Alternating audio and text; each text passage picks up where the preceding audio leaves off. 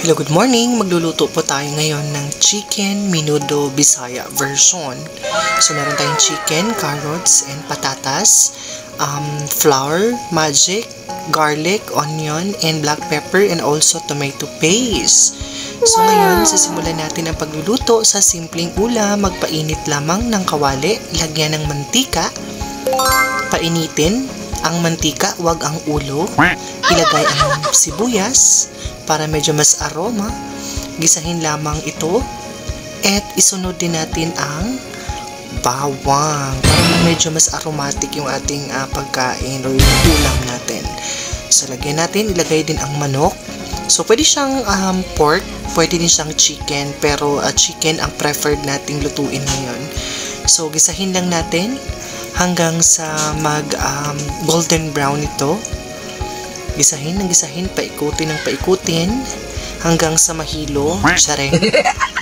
Then ilagay natin yung patatas at carrots. Then haluin ulit natin para medyo maluto naman yung ating gulay. Once po mahalo, halu-haluin lamang hanggang sa mag-golden brown ito.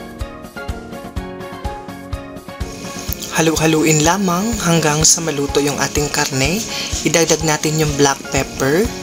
Pagkatapos lagyan, halu-haluin ulit para maluto yung ating gulay. And then, pwede natin siyang lagyan ng kunting sabaw.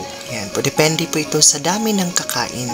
Huwag naman tagaliig yung sabaw. Ayan, once po malagyan, pakuluin lamang at ilagay na ang ating tomato paste. Pagkalagay ng tomato paste, syempre hahaluin natin. Pagkalagay ng tomato paste, halu-haluin lamang para magpula-pula yung ating sabaw at dumikit ito sa ating karne at sa ating gulay para medyo mas masarap naman siya tignan. And syempre, hindi din magpapahuli, lagyan din natin siya ng konting pampalasa para naman lumasa ang buhay. Lagyan natin siya ng konting epektus. Ayan. Once malagyan ng konting epektus, lagyan din natin siya ng konting tinunaw na harina para medyo lumapot yung ating sabaw. Sana lumalapot yung sabaw. Ganon. Then, pakuluin lang natin ng ilang minuto. Once mapakulo na, pwede nang lantakan yung ating ulam. Ayan, luto na yung ating ulam. Sana nag-enjoy kayo. Thank you!